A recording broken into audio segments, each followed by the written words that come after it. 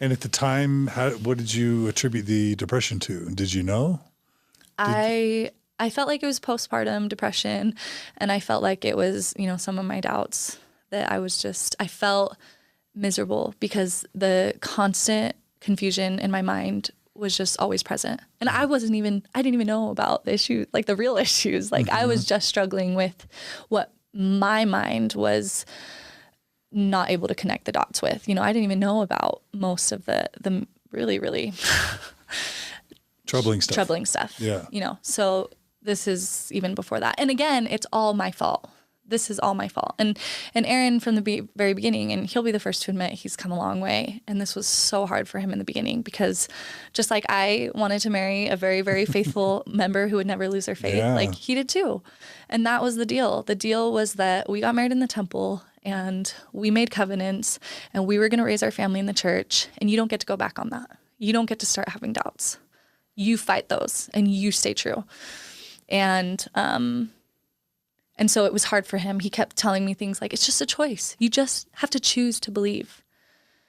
And as hard as I was trying, I was still having doubts. And I felt like I was a horrible person for it. Like God must be so upset with me after everything God's done for me, letting me go on a mission, letting me, these experiences I had on my mission. And yet I'm still doubting him after all of this. Like God must be so disappointed. So. And that's so, there's this book called The Backslider. One of my early Mormon Stories episodes was with an author named Levi Peterson who wrote a book called The Backslider. But it's this idea about a man who is a Mormon man who's, sinning, but then he becomes good and he becomes righteous and then he backslides, right? I just think about your story and I just think about how for so many years you're trying to pull it together, then you pull it together. And then you're able to keep it together for a while, but then it's like it comes back. And like, what's that got to be like to like, can I ever do this right? Can I ever make this work? What's wrong with me? Why can I not conquer this? I don't know. That would be heavy. Yeah. That would seem very heavy.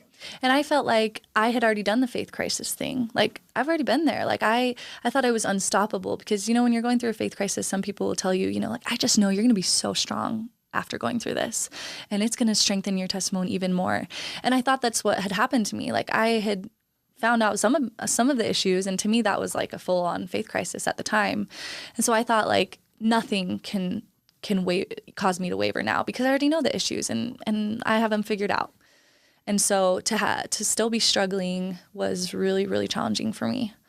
And so. And I could see where, and I'm not sure if this is true for you, maybe you mentioned this, how you could at some point start to get some suicidal thoughts just because it's just so many years of constant doubt and self-doubt and beating oneself up. And just feeling like you're never going to get this right and like you're worthless and broken, basically feeling broken. Yeah. And that was, and that happened. And that was the first time in my life ever that I wanted to not be alive anymore. So it did reach that point for you? Absolutely. Can you talk about that? Yeah. I mean, I think it's a little bit more relevant as we get just a tiny bit further. Okay. Let's keep going then. Okay. So we moved back to Utah. Yeah. After owning your house for 2 months. 2 months. What a financial, like you lost your down payment. So we rented it out for a year. We actually just sold it in January. Okay. We ended up losing quite a bit of money, but it all worked out. So. Yeah. It's just money. But yeah, it was a bummer too, but it was good because we were moving back to Utah and we moved in with my parents, which, we were grateful to have a place to live because shortly after we moved in, I decided to go back to school. And, for me, this was really, really hard decision to make because the prophets have said that, women need to be in the home. The mother needs to be in the home. And so the thought of leaving the home and putting my kids in daycare, even if it was just part-time, so that I could go and pursue an education in something that I could actually work in rather than just marriage and family studies that, I can't really do anything in that unless I go to graduate school. So now I'm choosing to potentially, because I'm depressed. I'm so depressed that I'm like, my kids are going to be way better off in daycare than with a depressed, suicidal mom who puts them in front of TV all day. Like, this cannot be good for my children. And so for me, I justified it by saying, you know, like, this has got to be better for them than having a depressed mom like this.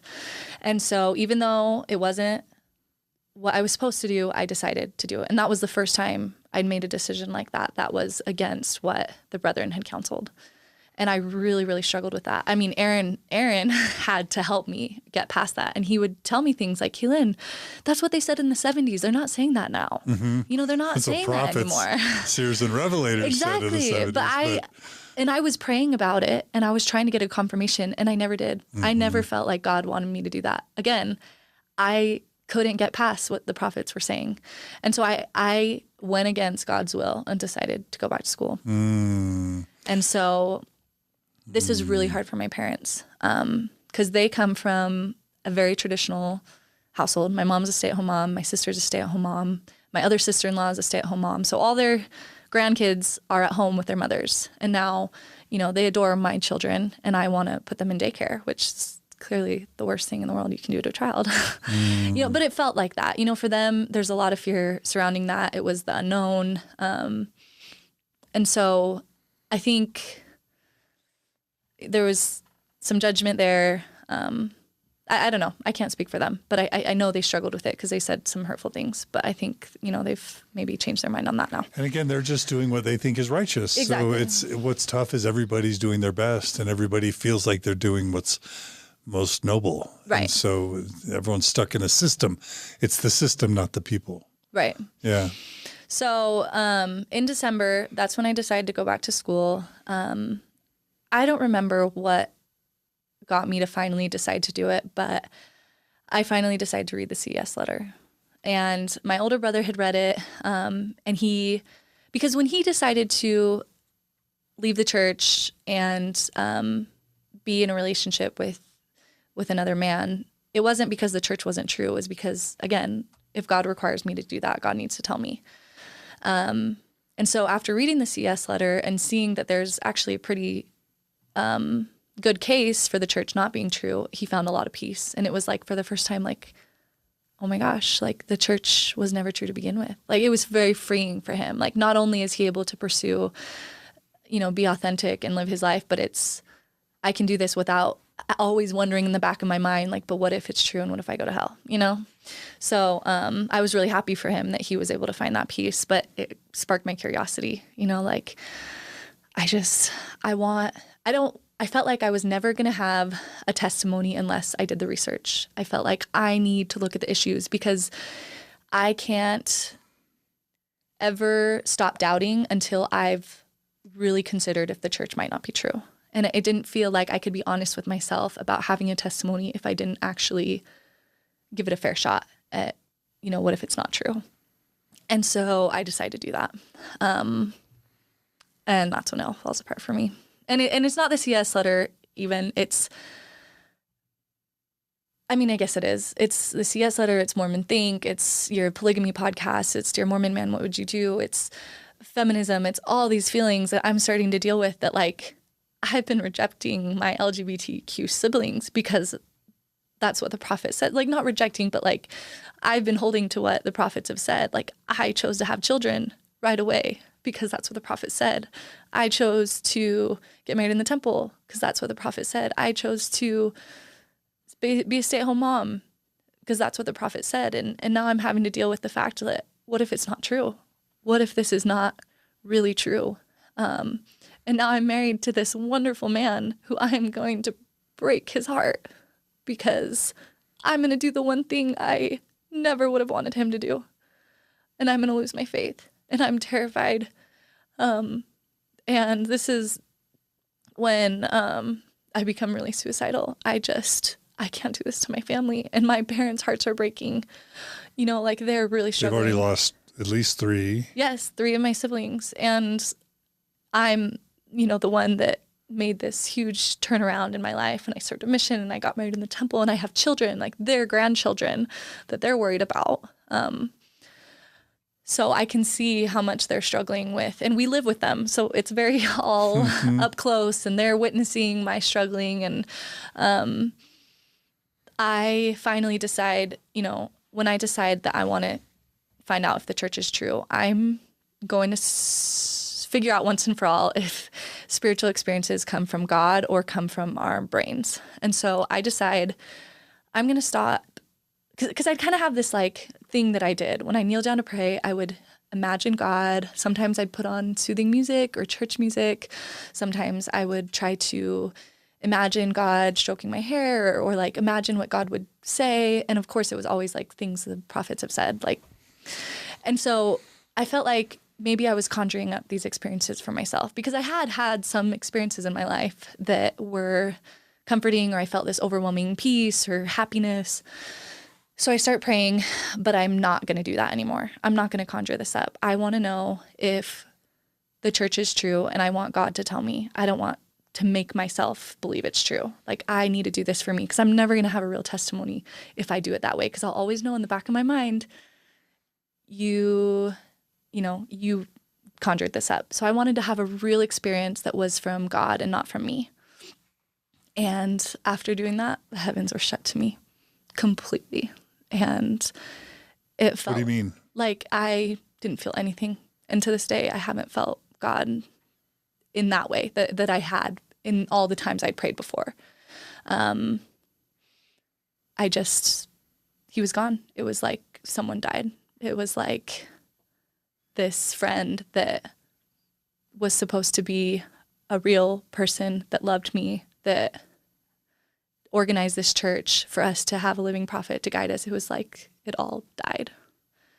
And that was devastating. I mean, I was so angry. But I'd always it was like this constant mental hell of just like going back and forth. Well, maybe it's because I'm not worthy. Like, it always went back to the unworthiness. I don't know if you remember the Renlins talk at January of last year at, I think it was a YSA about do not doubt, but be believing. And they're kind of like mocking this Steve guy who's like playing spiritual whack-a-mole, and like, he's just taking issues with all the different things, and he refuses to, have faith. Very, very shaming towards doubters. Very, very hurtful. And that talk was devastating. Wasn't there a raft and a guy on a raft and an old guy? Yeah, they're trying to jump out of ship rather than taking the ship that's going to take you to shore or whatever. And, I had looked. Criticizing the boat because there's rust on it. Yeah. Sort of comparing some rust on a boat to the doubts you were having. Exactly. Right? Yeah. It's just a blemish. Like, you're throwing yourself in the ocean. You're imperiling your spiritual eternity, the future, your family, for trivialities of like scratches on a boat. You're jumping out of the boat to die spiritually. Yep. Right? It's very much a little bit of a mocking tone, it felt like to me, but very much blaming the doubters. This is your fault that you're having doubts. This is your lack of faith. This is your sin. I remember reading like from Brigham Young's the manual of the prophets or whatever, and there's a chapter all about apostasy and how he says like there's not a single case of apostasy that didn't first start with a transgression. And of course, I'm not a perfect human. So of course, I'm still sinning on the daily. Like, I still have moments where I'm unkind, or I have a bad thought, or I'm struggling with other things at this time. So I'm not perfect. So clearly the reason God's not answering my prayers is because of me, and because I am flawed in some way. My mind goes back to the sexuality issues, or the immorality issues from when I was a kid, that like maybe I'm still suffering those consequences. Maybe doing that is so bad that the spirit leaves you for so long, and just feeling like this is me. And my parents and Aaron, again, not intentionally, but they were perpetuating that same thing, because God's not going to not answer your sincere prayers.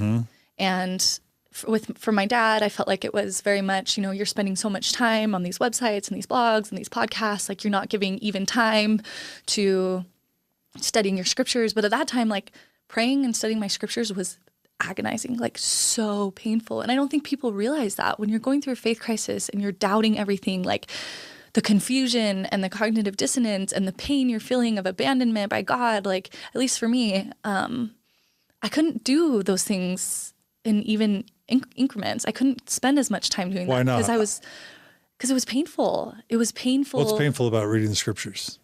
Because the whole time my brain's just like, this might not be true. And my brain's going to all the things I read in the CES letter. And my brain's going to all the different things that don't make sense and I can't make sense of, and polygamy, and everything is just coming to my mind as I'm trying to read this book that's supposed to be from God. But I know all these things about it now. Yeah, it's like people don't get this. And this happened to me when I was teaching the Book of Mormon in seminary while I was going through a faith crisis. So you'd think, oh, what's wrong with that? Like you'd be reading and Nephi cuts Laban's head off and you're like, okay, wait a minute. Was that God? Did God really tell him? Like, why did God tell him to cut Laban's head off, but he won't answer my freaking prayers about my own testimony, and then later on it's like you'll be in Jacob and it'll say polygamy's bad, don't practice polygamy in the Book of Mormon. And then as someone who knows about the church's history, it's like, well, wait a minute, why is the Book of Mormon saying polygamy is bad? But then Joseph Smith had over 30 wives and some of them were 14-year-olds, and and then just reading about the Lamanites and the dark skin curse.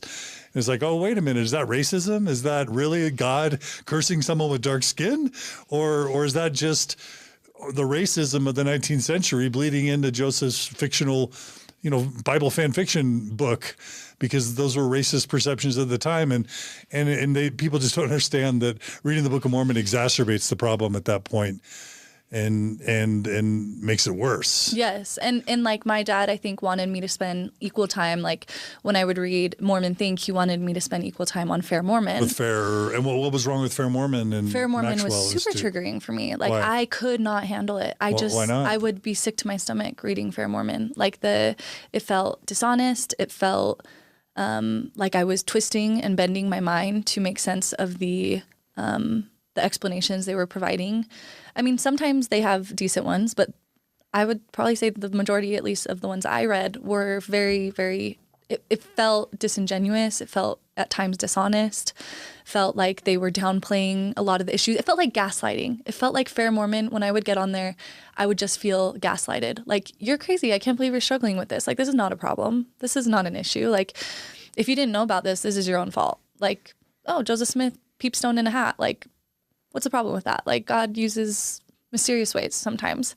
But for me, it's like, but if there's a stone in a hat, why did Nephi cut off Laban's head to get the actual records? If that's how God operates, if God can reveal word by word on a stone in a hat, why the need for plates in the first place? Yeah. Why the need to go to such lengths to engrave the plates and to bring the plates and to bury the plates and to receive the plates if you're not going to use them? It didn't work for me. Those explanations did not feel compelling to me at all. And I know that and I want to make this clear because I have a believing spouse and I have believing parents. There are faithful explanations that can work for people. And I get that, but those explanations didn't work for me.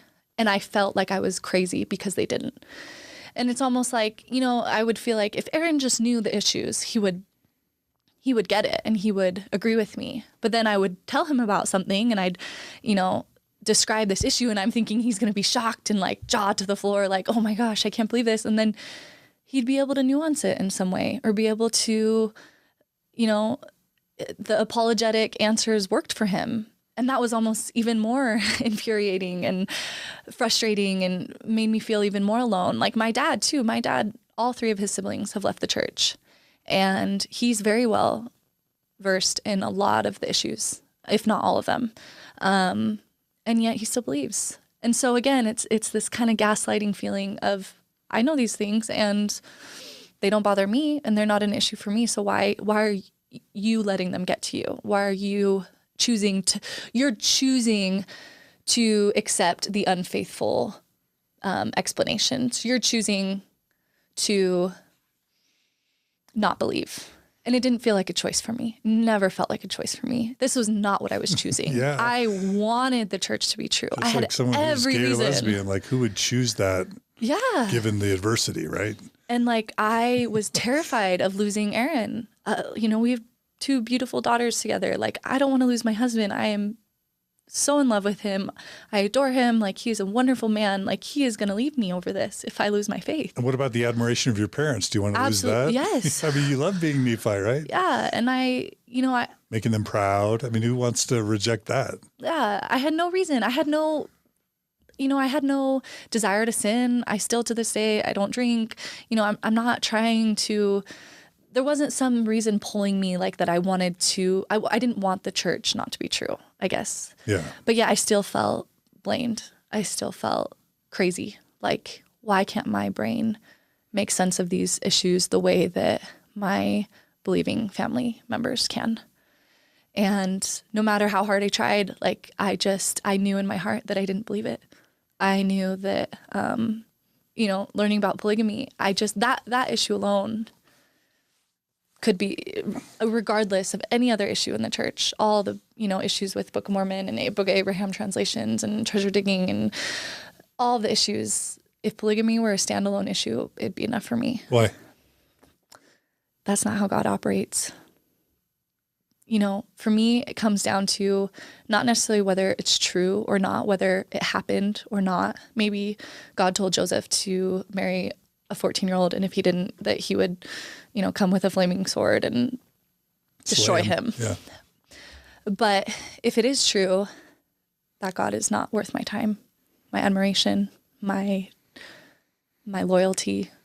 For the first time in my life, I realized just because there's a God doesn't mean that God is good, and that had never occurred to me before. It was always like either the church was true or God didn't exist. There was never a thought that God might be evil or manipulative, or that he might not love us like we're told. Because D&C 132 alone, Emma, her husband is marrying all these women. She is heartbroken and struggling and suffering. And God comes to her and tells her, if you don't deal with this and accept his wives, I will destroy you. And I will give Joseph all the wives he wants in the eternities. And he'll have all of the this and that. Like, that is not the God that I want to believe in. I refuse to believe in that God.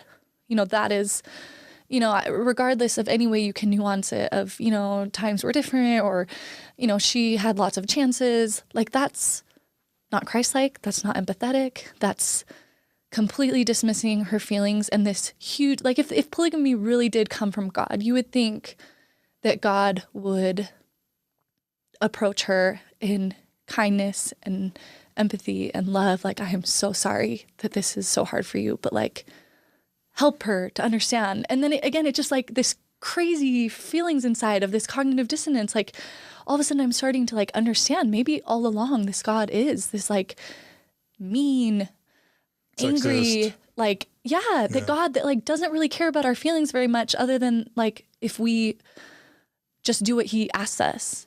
I feel like it's almost impossible to internalize this idea of unconditional love from God while simultaneously being told that if you don't do what he says, you're going to be cast off forever. And I just am starting to realize this theme throughout my whole life, that like I have been told, like, my parents have always told me God loves me. And yet most of the time I don't feel it, because we're also taught the plan, and the plan, as we're taught it, is very black and white and very much about your actions, and your actions will determine your eternity, and then Nelson gives his Come Follow Me talk in April conference saying, because before I'm like, God's not really going to separate families. Like, I didn't feel like that was a very explicit doctrine. That was kind of like, maybe that's folk. Right. Folk but then he, the doctrine. prophet, says, there's other kingdoms, but this is not the place families will be reunited. Like, the most clear I've ever heard it. And again, like, that is not a God I want to believe in. That is not that a separates good, families, loving basically. God. Yeah, it just, Because of like, you had tried to believe, right? You had tried to believe. You had done everything you could. You couldn't get the answer. And now he's going to separate you from your family when he didn't give you the answers. That feels unfair. Yeah.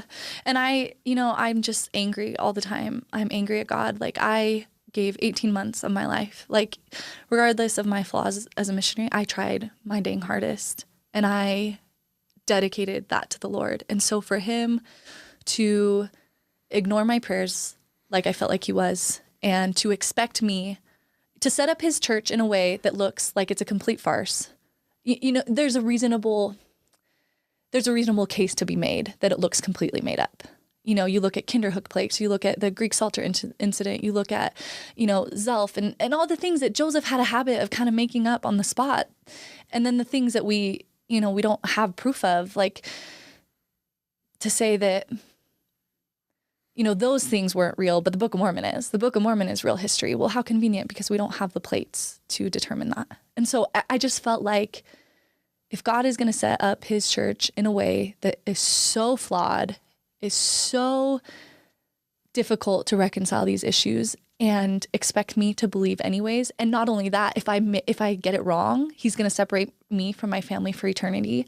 And, you know, like I'm deceived by Satan. Like if this is how the plan works, like count me out. I'm out. I'm done with this God. Like that's what it came down to for me. And, you know, I just constantly, every single day, this consumed me. I was, you know, doing nursing, my prerequisites for nursing school, but like I was up till 4 a.m. almost every night. Aaron would go to bed at like 10 and I'd be up studying, reading, praying, screaming at God, crying. And I couldn't find a way out, you know, because I'm never going to be happy in the church anymore because I don't think it's true. And I don't know how to reconcile these things. And I'm never going to be happy outside the church because I'm going to lose my husband. I'm going to lose my family. And not only that, but I haven't brought this up till now, but I grew up in a very, with very strong fear regarding leaving the church. All three of my dad's siblings have left the church. And after they left, their lives were they struggled with divorce, with substance abuse, with infidelity. All of them had really, really difficult struggles after leaving. And so it was like always, but hey, this is what happens when you leave. You don't have any moral compass. You don't know how to be a good person. You don't care about your family anymore. So you go cheat on your spouse. You know, I have all these fears. And I'm terrified that like I'm never going to be happy no matter what I do. If I stay in the church, I'm going to be miserable. If I leave the church, I'm going to be miserable. There's no way out. And, you know, that's when the suicidal ideation really, really takes off for me. And just every day I'm thinking about dying. Every day. You know, and I come up with a plan, and thank goodness, like I tell my husband, like we can't have guns in the house, like, cause that was my plan, you know, because for me, the thought of all this confusion in my brain, the thought of blowing my brains out was peaceful, that I could end the cognitive dissonance, that in one moment I could know if there was a God. I don't have to sit in this confusion. Like either it's over and I'll never have to feel anything again, or I go to, you know, whatever, the spirit world, and I realize it's all true. But the confusion stops. So in the retreat that we did that you and your husband attended, one of the participants asked us to address suicidality in the retreat because there were so many people in the audience who had contemplated suicide. And I remember talking about suicidal ideation and the accessibility of guns. And I remember you crying at that point in the retreat. And I wasn't sure why, if like you had lost somebody to a death by suicide or what, with a gun. Yeah. But you were actually thinking about those urges that you had. In the journal I had with me that day, I had suicide notes to my kids and my husband. I'd forgotten about it. That you had written to them? That I had written to them. And to say goodbye? To say goodbye. And when you guys started talking about that, I remembered that I had written those, and I briefly looked over them, and that's why I was crying, because the thought that I could have left them and given up, you know, like it really felt like the only option at that time. Like I didn't see a way out because Aaron was really struggling, and he hadn't been able to give me he hadn't been able to affirm yet that he would stay with me no matter what. I mean, he never said, like, if you leave, I'm leaving you. But he never said, Kalin, no matter what conclusion you come to, yeah, I'm here. You know, like he hadn't He might argue with me on that. Maybe he did. I don't know. I didn't feel it. I was still terrified. Is how you felt. I was still terrified that I would lose him. And at this time, again, I'm feeling so blamed for my doubts, feeling so blamed and feeling so mad at God. Like, how dare you expect me to reconcile all this? Like, I can't do it. Like, there's too many things that my brain cannot get past. Like, again, polygamy alone, like, my great-great-grandmother, Helen telling her that if you marry me, your entire family will receive exaltation. How, like, even in the Mormon world, like, how does that make sense? Even within our theology, how in the world? Joseph told Heber C. Kimball that if they would give Joseph their daughter, or is that right? Or how? But Helen Mar was told that too. So Joseph tells Helen Mar, marry me. Yes. How old? 14? Marry me, 14-year-old.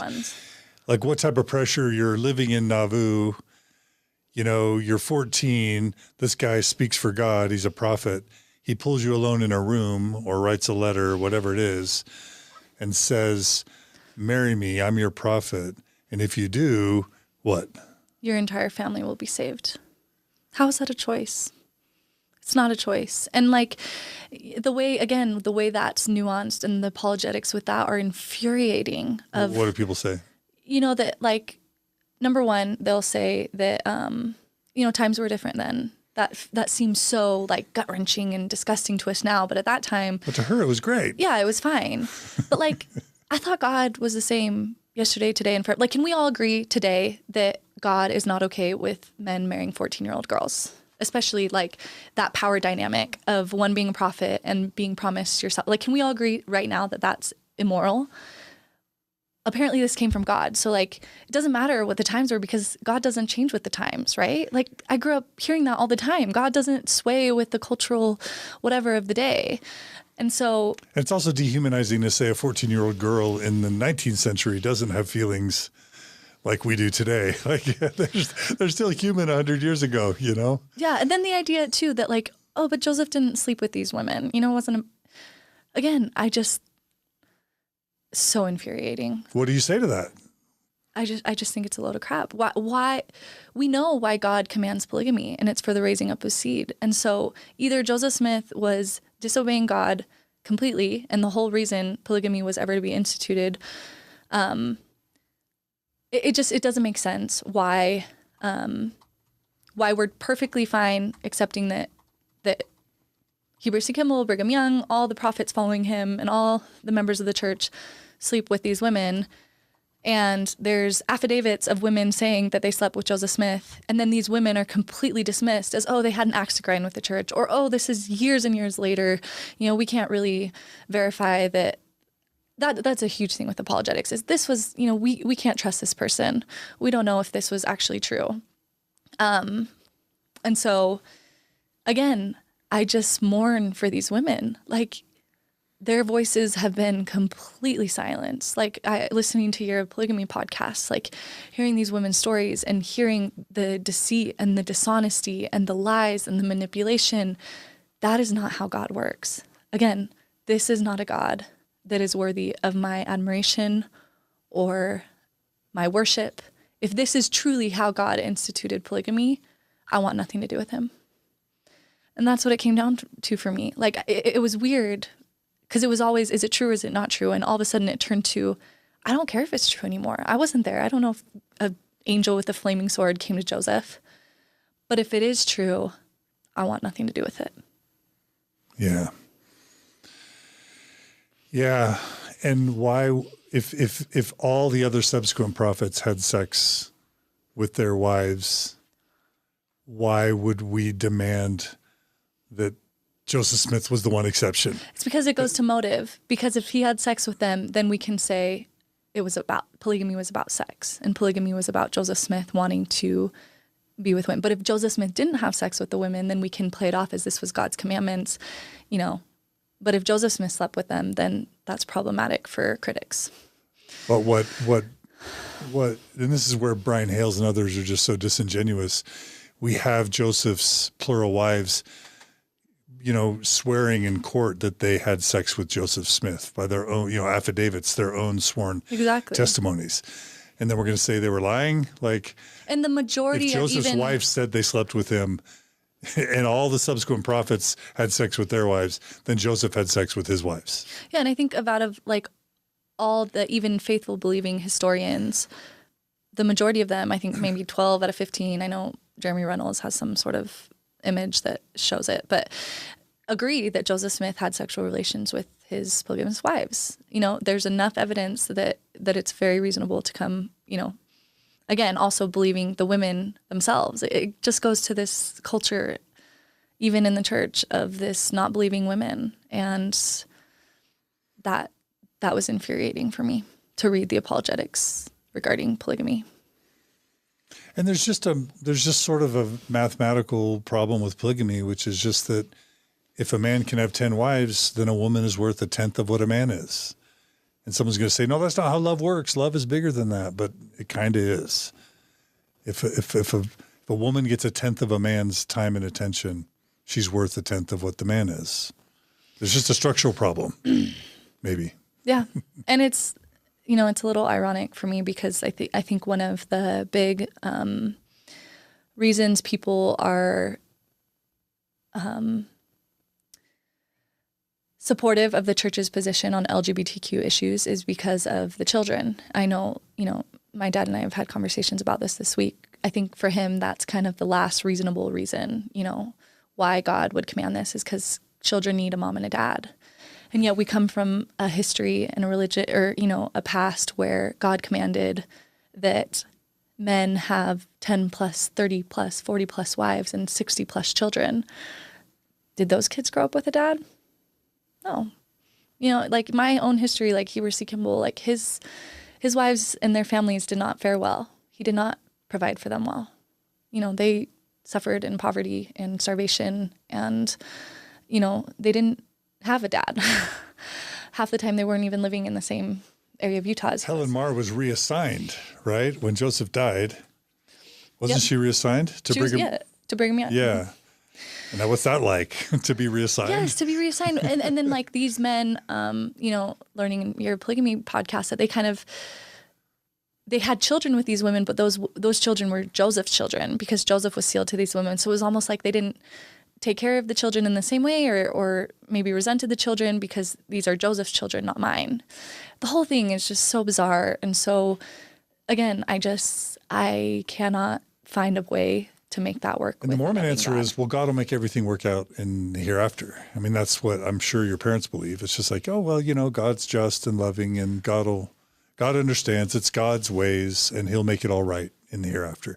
And if it was all a big mistake, Joseph will have to repent for his mistakes and then it'll all be fine. What's wrong with that approach? I don't know anybody that takes that approach. Okay. I personally don't know. The believing people in my family find like the idea that Joseph Smith maybe erred in polygamy. I don't think that they are able to reconcile that. Like the idea of him being a fallen prophet, because that was something I considered for a long time. You know, maybe Joseph Smith was just a fallen prophet and maybe God took him out in Carthage and, you know, for his sins or whatever.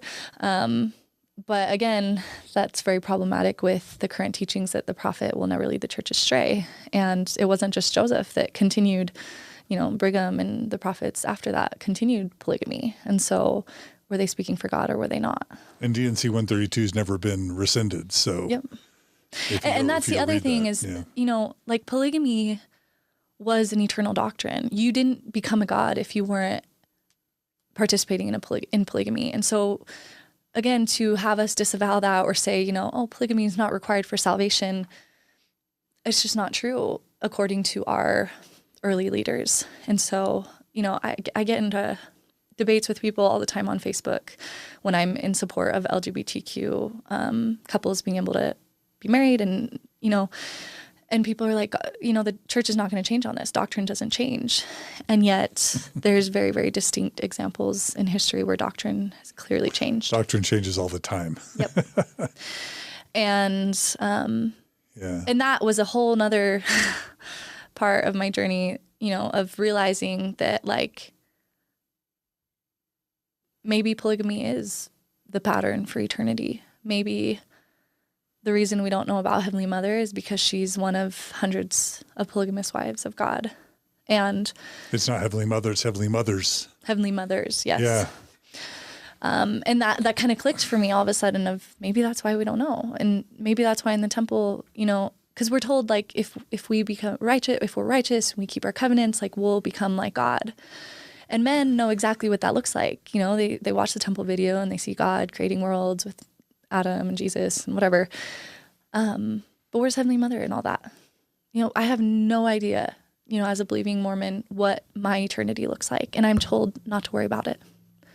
And then Oaks gets up. Who sealed the two women in heaven. Wants to mock women's preoccupation with being concerned about the afterlife. I mean, I was so angry last conference when he... So he sealed the two women because his former wife died. So is Russell and Nelson. What did Oaks say? So in this last conference, he starts his talk with a story about a woman who is sealed to a man, who gets married to a man who had been previously sealed. She's all worried, you know, like, am I going to have to live with this man, you know, with share my husband with this other, you know, the other woman he sealed to. Yeah. And Oaks laughs and says, you know, I told her, you know, we don't have to worry about that. You know, again, just like, and the whole audience starts laughing and I'm just like seething in my seat like this. I know women in my life, myself included, who have been tormented by this doctrine. I mean, this is what almost caused my older sister to leave the church. You know, this is what caused her faith crisis. She was tormented for years.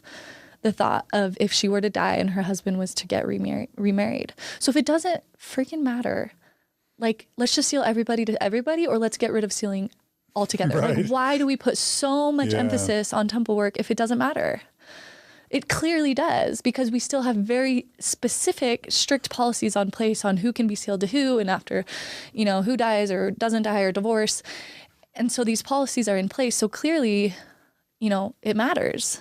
Because if it doesn't, then like, let's get rid of it altogether and stop torturing people with this fear of eternal polygamy. Yeah. And that's a great book. If you want a book on this, Carolyn Pearson's The Ghost of Eternal Polygamy, who's a faithful, active member of the church. It's a phenomenal book. Have you read that? No, but I have not read the book. But I think from listening to your polygamy podcast, she gives a lot of things that are in the book. So yeah. So you reached this point of suicidality. How did you survive? It was hard. How long ago was this? How many? So this was all of 2019, almost. So last year? Yeah. Just last year? Yeah. We're in March. Yep. So this is like last year. Yep. So, again, I'm really struggling. Like Aaron, again, is being as supportive as he can, but he's struggling too. Clearly, like, this is not what he wanted. This is not what he planned for his life. And I think the best thing I ever did for our marriage was to move slowly. I was, you know, I know there's people who read the CS letter and 3 weeks later they're done and out of the church. And I think their experience is perfectly valid. I knew that if I did that, I would lose him. And so I was very careful to really try to make it work. Like, I wanted him to see that I was trying so hard to reconcile the issues and to pray and to get answers. And, you know, he would see me doing that. He would see me heartbroken time after time of kneeling down, praying for 20 plus minutes, just begging and pleading and feeling nothing. And I think over time that he started to feel greater empathy that, you know, Kalin is really sincere and she's really trying, and for some reason, God's not answering her prayers. And you didn't, and this is not to shame anyone's path, but sometimes a post-Mormon is so, or a doubting Mormon so distressed. They're like, well, okay, I didn't drink alcohol as a Mormon, so I need to go drink now. Or we were monogamous, so I need to like sexually experiment now, or I need to throw my garments off now, or stop paying tithing immediately. And whatever choices people make, it's not to condemn them, but in a mixed faith marriage context, big decisions like, I have to resign now, that can cause a lot of trauma and distress to the marriage. And we don't fault anyone for making those sorts of decisions, but when you make big, sharp, dramatic decisions too quickly, it can distress the marriage to a breaking point. And you're saying you worked hard to not do that? Yeah. And I constantly tried to put myself in his shoes. I just went back in my mind to the moment on my mission when I'm listening to this woman describe her husband's loss of faith and the feelings I had of this would be the hardest trial. Because when you're going through a faith crisis, you feel like the victim. You feel like, I'm the one who's losing my faith. I'm the one who is deceived. I'm the one who's losing my faith. Like, this isn't about you. This is about me. And so I really tried to put myself in his shoes and try to be empathetic with what he was experiencing. Even though I'm feeling all this anger and hurt and pain, he was too, This isn't what he chose. Yeah, he didn't sign up for this. No. You didn't want, it's why you chose him, so that this wouldn't happen to you. Exactly. And now you're doing it to him. You're doing to him what you never would have wanted him to do to you. Exactly. And I would be completely panicked if I had been in his shoes, because it's not just losing your faith. It's, well, we have kids. What are we going to teach our kids? Are you going to start drinking? Are you going to start? You're going to leave me, sleep around? I mean, he's afraid of the same thing. Yeah. Who am I? Because a lot of people fall in love based on, this long and enduring friendship. And we fell in love because of our shared spiritual foundation. Our marriage is a lot more than that now, but that's not why we got married. We got married because we were going to be this power Mormon couple together, preaching the gospel, furthering the kingdom on earth. And so, that there's Bishop and Relief Society president, right? And so there's a lot of questions and there's a lot of fears. And, with kids, how are we going to do this? Because now I'm start thinking about all the things of my youth and hard stuff I went through and how I don't want my girls to have experience. Shamed about masturbation or sexual, whatever, modesty. Yep. So, we start talking about some of these things, and little by little, I'll mention things like, okay, well, if I can't get my testimony back, I think we can make this work. I could still come to church. And he would kind of just shut down. I don't even want to talk about this. That's not going to happen. And I think by April of last year, I kind of knew that I wasn't going to be able to reconcile stuff. And I remember when they reversed the policy of exclusion, I cried all day. And I don't know why I had that reaction, because everyone wanted me to be happy. Everyone was annoyed that all these post-Mormons are angry. You can't be happy either way. No matter what we do, you're just going to be mad at us. But I was. Can you describe why you were sad at the reversal? Because I defended it. Which? I defended the original policy, and people died. And it just all of a sudden was this moment where I'm like, this is going to happen in the next 30 years in regards to LGBTQ people. And how am I going to feel then if I had stuck with them and then all of a sudden they're just going to reverse it? They can just do that and no one's going to question that. And that was almost even more infuriating, was that no one was questioning it. It wasn't causing a faith crisis for all the members. Everyone was defending it. Just as, the idea that it was revelation when the November policy was made, and now it's sort of revelation that they're taking it away. There's no accountability for the damage that had caused. And no apology and no empathy for what that policy did to LGBTQ people. It felt so wrong, and it felt so crystal clear to me in that moment that I'm going to start listening to Kalin. No more am I giving my authority to them, because they're just humans. They're just humans, and they have their own biases. They grew up in a time where being gay was illegal, and you could literally go to jail for having gay sex. And when it was considered a mental disorder, does that not affect, let's say they do speak for God, does that still not affect them? If bias affects me, I don't know, somewhere along the line, we just believe that this revelatory experience becomes crystal clear and perfect. And it just hit me that my feelings and experiences are just as valid as theirs, and that's so blasphemous from a Mormon perspective. You, a woman, a 25-year-old woman, how old are you? 26. 26. A 26-year-old woman, what? You're saying that your opinion, your perception of the divine, of God, of whatever, is just as valid as Russell M. Nelson or Dallin H. Oaks? That's Mormon blasphemy. And what would you say? I mean, Joseph Smith was 14 and God chose him to, that was blasphemous for his time. I don't know. I don't think God is revealing specific truths to me that he's not to the prophets. But for me, it was just this moment that I'm not going to be looking back in 30 years and regretting that I stood by a policy that turns out to be not the will of God. That gets changed once they buckle to society. And I remember even asking my mom, like, how are you going to feel if in 20 years from now they say, God has revealed to us that gay people can be married? And she said, I'd be thrilled.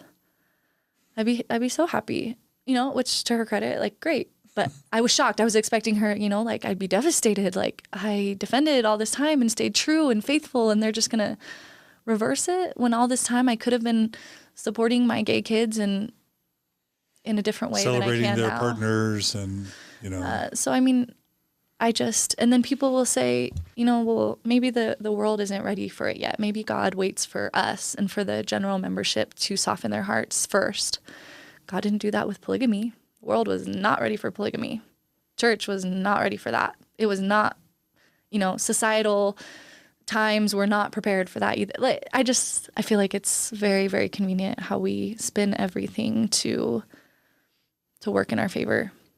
And, the policy, I heard people say, maybe God was, again, it was just, I don't know, a test or whatever it was. Like, I don't believe God works that way. I can't believe God works that way. It just seems cruel and evil and wrong. Ironically, a lot of people lost their testimonies when they read the Blacks in the Priesthood essay and the Gospel Topics essay, because they had defended the church's stance on blacks in the priesthood prior to 78. And then in the essay, they come out and say, well, it was just always policy. It was never doctrine, even though it was doctrine. Brigham Young was influenced by the racist teachings of his time. And then all the people are like, wait a minute, you can just change that and there's no accountability to what Brigham said or what all the prophets taught. And I defended it and we excluded people for a century and a half. And now you're just saying, never mind, forget it. And they're just men. They were just talking as men.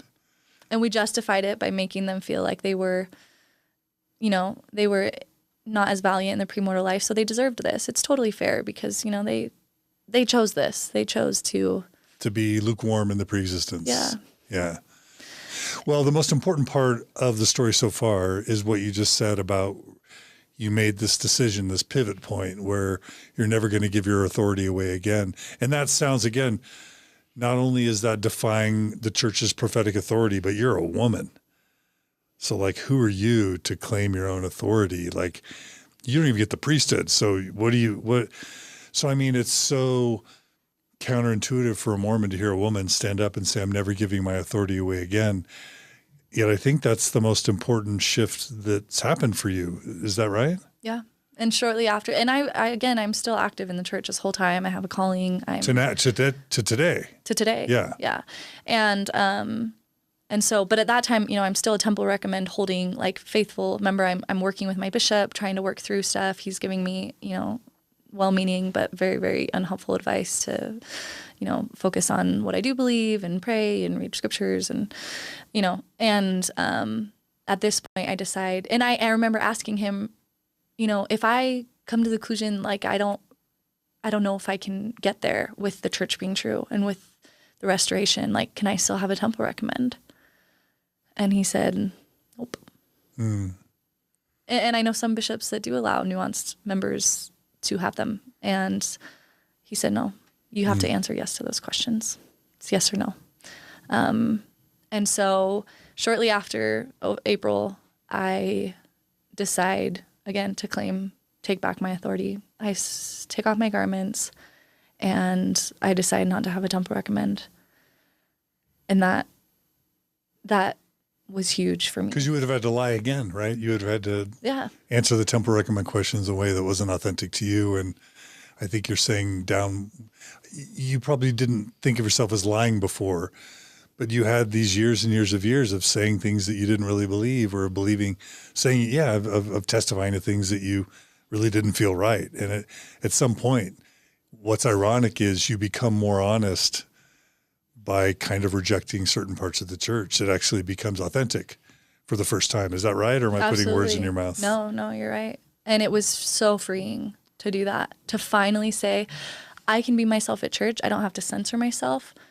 They don't have a little card to hold above me to say, you need to stop this, or you need to be quiet, or you need to take that post down, or you need to stop. And I got really, really into, speaking out more for LGBTQ issues. And I started having spiritual experiences again regarding LGBTQ issues. Like what? I had, again, I'm hesitant to call them God, but the way I was taught God works, the fruits of the Spirit, I was experiencing all those things as I began advocating for LGBTQ people and disagreeing with the church's position. I remember being in the car, and this sounds so silly, but again, this is how spiritual experiences always worked for me. I'm listening to Macklemore's Same Love. Yeah. And I'm like sobbing, and I'm having all those spiritual feelings, the peace, the love, all these fruits. And I start, volunteering at In Circle, and I'm there every week and with these kids, and I'm feeling the fruits of the Spirit. And I'm like, what? I'm having the experience my brother had, and everyone's going to tell me that it's Satan. God is confirming to me that he wants his LGBTQ kids to find love and happiness, that his plan is not celibacy, and I'm feeling these things. And at the same time, I'm sad because no one's going to believe it. No one's going to validate my feelings as being legitimate. Because again, for the first time, I'm experiencing things that go against what the prophet says. And before this, I never would have been capable of feeling that way. And so that was really freeing to me to start speaking up about something that I feel really strongly. And it's not just about a feeling. I've studied that issue a lot, and I prayed about it, and I've thought about it. I've read Bryce Cook's article, I think 3 or 4 times, and it's like 40 pages long. Do you know what I'm talking about? Yeah. And it feels right to me. And meaning same-sex love, basically. Yes, that is not God's will for LGBTQ people. And I say God, whatever that means. Whatever that means. Yeah. I was always told that faith is a choice, and that was so hard for me because, again, it felt like people were blaming me for not believing. And I read a quote. I think I typed it up. Someone said once that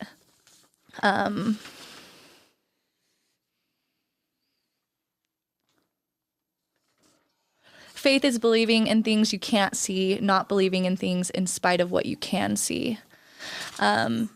And so for me, believing in the truth claims of the church didn't feel like a choice because it felt like I was having to deny reason. I had to deny the conclusions that my brain came to. It just felt like I was, and someone said once, it's like you're telling me that I have to say the sky is red when all of my logic and brain and eyes and senses see that it's blue.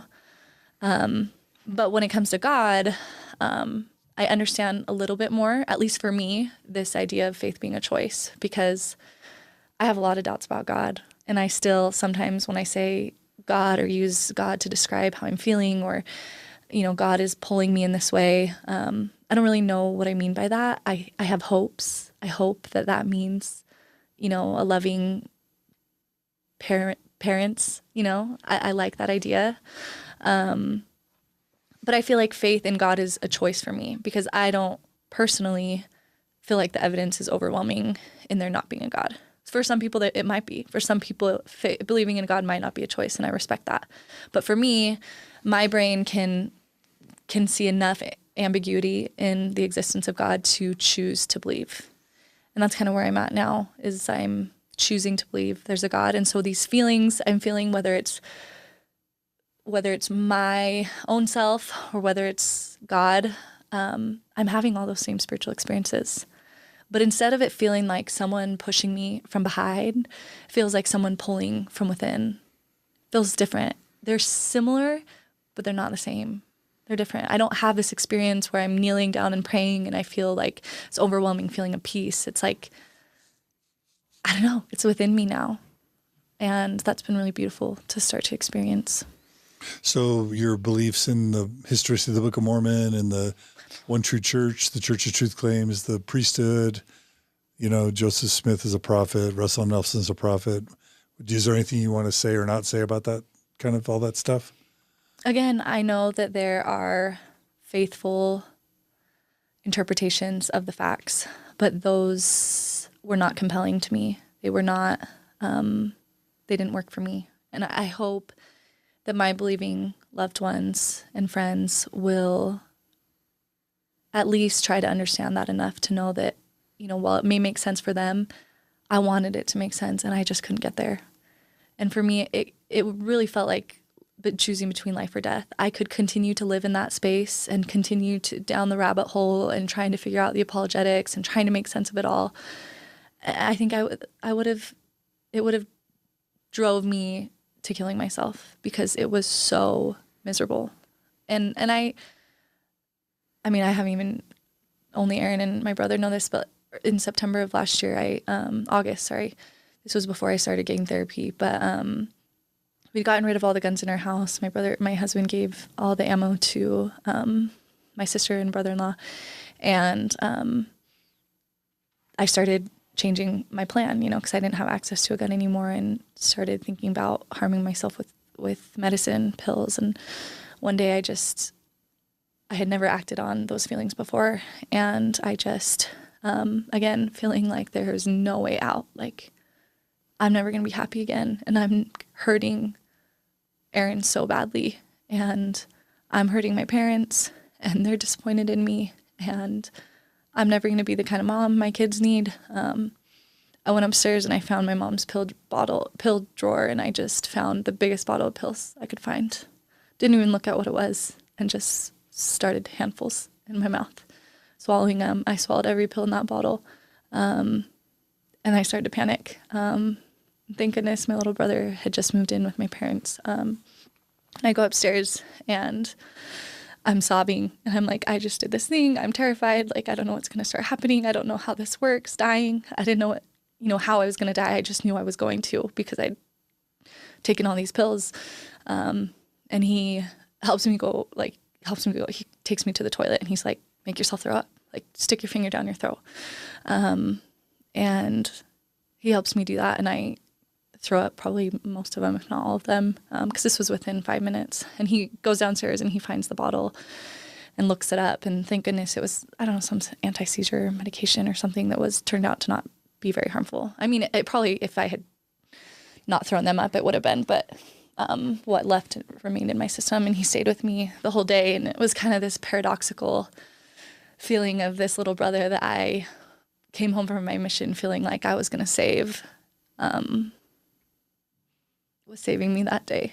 And he just stayed with me the whole day, canceled all his plans, and just held me. I felt like I never really got to know that brother before. He's such an incredible human, like the most interesting person you'll ever meet, so passionate about the environment and about art.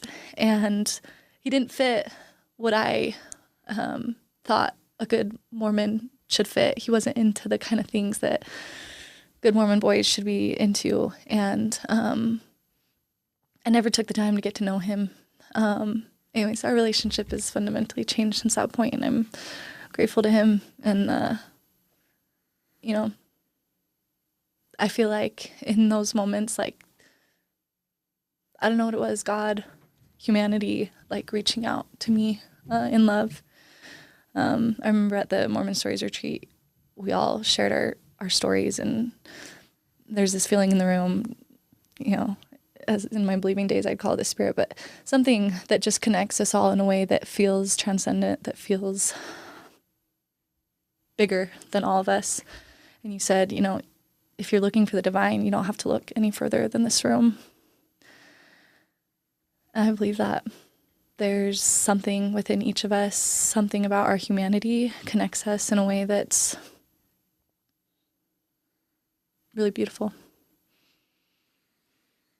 I'm glad you're alive. Me too.